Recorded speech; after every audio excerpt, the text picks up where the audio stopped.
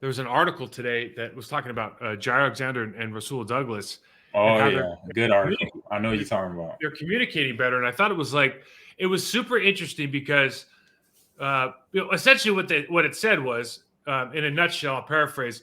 Jair Alexander is a one-on-one defender, so he only watches tape on one-on-one players. He watches moves. Hmm. Rasul Douglas is not a one-on-one defender, so he has to watch like the global tape. And so, like when I'm working with athletes, we'll talk about there's kind of a global view that you Yep. have to watch tape on, and that's what the coaches watch, right? Like, what's the personnel? What's the down and distance? What's the situation? Is it after a turnover? Is it after a punt?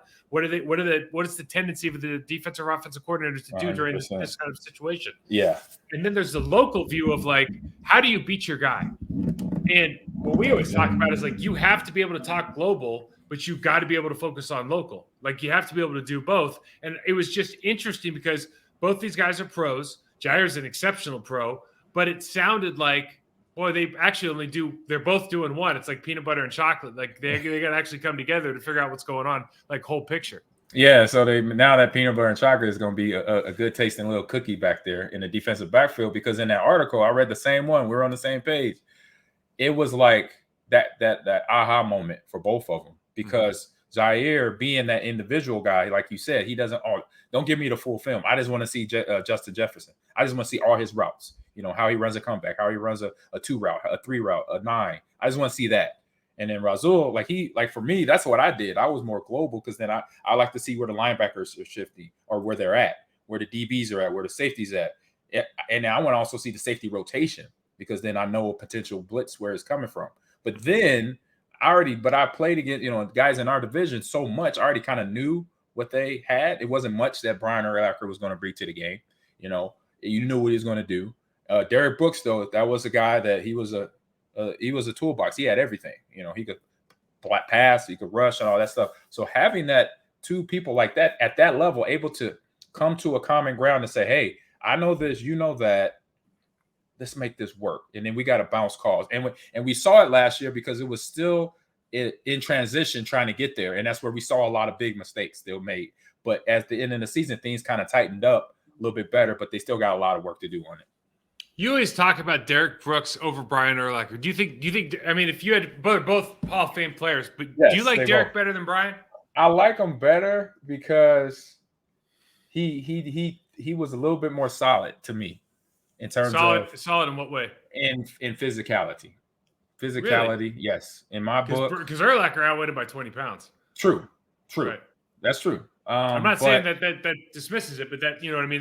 That's an interesting. I just felt that when DB, especially when I first got here, as he got older, by 03, 04, it was different. But 01, like 2000, that guy was a thump. He's dumping. It was a headache. And not saying that Brian Urlacher was, but we knew against the Bears, if we did 96 power, we gonna eat all day.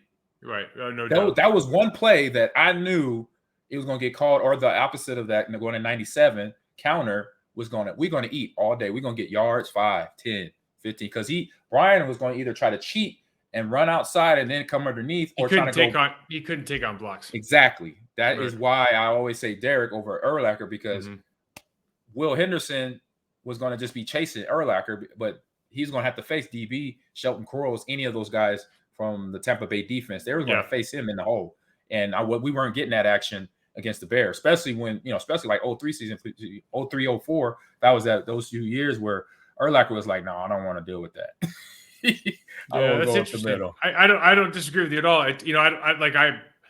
I was 295 pounds, and I didn't look Derek Brooks as like a particularly physical guy, but I do understand what you mean as far as his block protection, his way to slip blocks, like his willingness to be physical, not necessarily meaning like he's going to try to go through me, but he's going to try to slip around, slip the hip.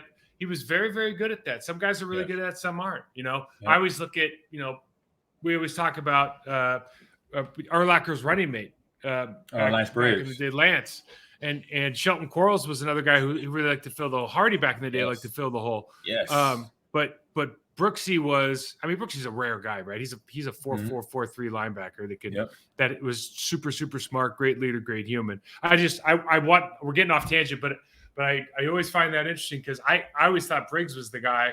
We Well, have to talk about Urlacher, but Yeah. you always when I bring up Urlacher or something, you always bring up Brooksy. Yeah, I And, always, and well deserved. I'm just curious. right. And now again, try to say Lance was the problem though. Lance was a the problem. He was the problem. Urlacher, he was like the offensive lineman to the running back. So the offensive lineman get all nasty and dirty, and he's clean, hitting the hole and boo, making all these big plays. And then at the end of the day, Lance Briggs, everybody else is doing all the dirty work. And then No doubt. Urlacher becomes a Hall of Famer. It's like, hey, you got a guy called Lance Briggs that was moving people and doing a lot of work. It's funny how it is funny how all of that works. I mean, there's obviously a whole narrative about playing middle linebacker, the Chicago Bears, but especially down there in Chicago. Yeah, but it is interesting, and not to take. I think Brian's first of all, I thought he was a great dude. I thought he was a great football player, fantastic guy. But it is interesting that Briggs isn't mentioned in the same breath, and I think for anybody who played against him, he was at least in the same breath, if not more. Hell yeah! Who do you think on this team? Let's switch back to the Packers. Who do you think on this team is kind of the guy that you just want to see? You're interested in early in this season. Like, who's the guy you're looking for? Oh man, that's a great question. And I saw the run of show early, looking at it, that question, thinking about it. It was like a couple players popped out of mine. Popped in my brain. I don't want to say just because it's his time, Jordan Love. I want to see him do what he's going to do. Good or bad. It's good or bad. I want him to be successful, but I just want to see him do something. And because we already know it's going to be that moment. He's going to have a good game or he's going to have a good play. Then he's going to have a bad play. Yep. I want to see how he comes back from that stuff. That's all. I want to see that. And I want to see it if it happens a few times, which it's going to. And that it's the same effect. When he has a bad moment, he comes down, throws a touchdown, or he makes a big play the next play, in our next game, stuff like that. I just want to see what he does throughout the year. I'm going to keep an eye on him the whole season. And is he reserved or is he a risk taker? That's what we're going to find out, right? Is he a manager? Is he a gunslinger? We really don't know. And we never really get a chance to see his personality until he's like, Brett was so unique because when Brett, like the time Brett came into the game, they're like, hey, guess what I do? I throw it 70 yards I let it rip. Yeah. But most guys aren't like that. Most guys are like, I'm going to show you a little bit what I got from a talent standpoint, but I'm going to play within the coach's system until I become the guy, and then it's going to become my system. That's kind of what Aaron did. Yeah.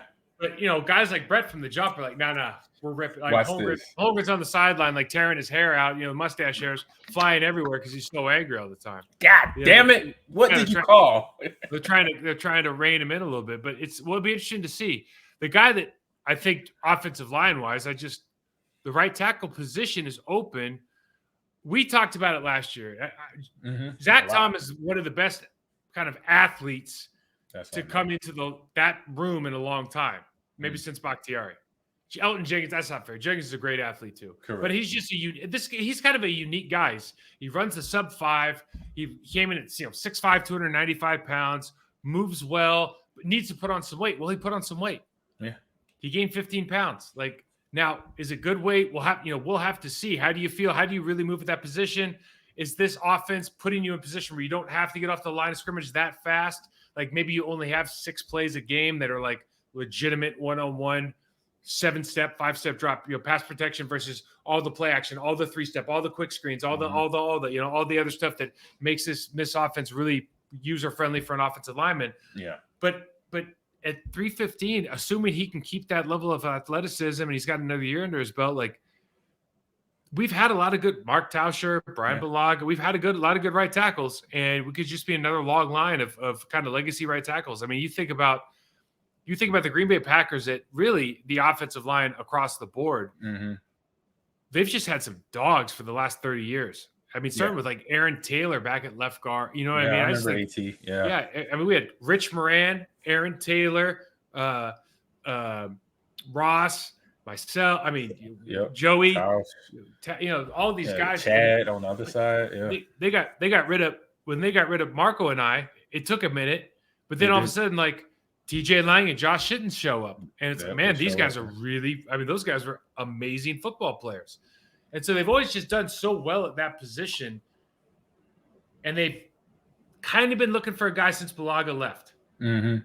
And so it's it's year 2, year 3 away from him. Okay, can we get that guy? Can we stick with it? I thought Billy Turner was good enough to keep. They didn't. So now it's like, okay, we're 3-4 years out of here, out of Balaga. They need to get a guy who's going to be the next 7-year right tackle for the Green Bay Packers. Yeah, because that alleviates a lot of stress. I mean, because that position demands so much, and when you find that pillar, and that pillar not moving, not going anywhere, does their job week in, week out, year over year, then it becomes easier to then fit out the rest of the offense. When you need other positions, and then also money wise, it helps to cap out too. Because when you got that one person, you keep them satisfied, and then they're doing their job. Then everything else is basically, I say, fluent around the facility.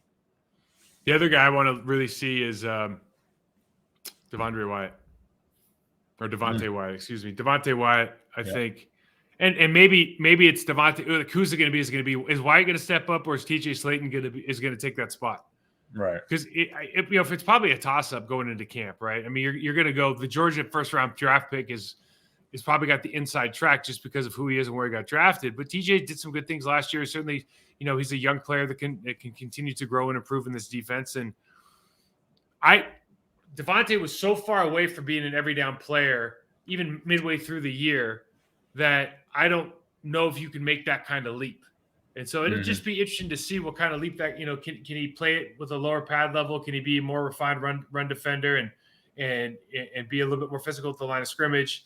We know he's got the explosiveness in the pass game. We know I thought they didn't do a good job. They could have done a better job of taking advantage of kind of his skill set more often than not, especially against some young guards, even in our division, especially out of Minnesota Vikings. True. Could have done a better job, like taking advantage of what you're good at and building that confidence, like they did for Quay Walker, blitzing him a little bit more towards the end of the season, getting him into kind of a, hey, here, go downhill and make plays.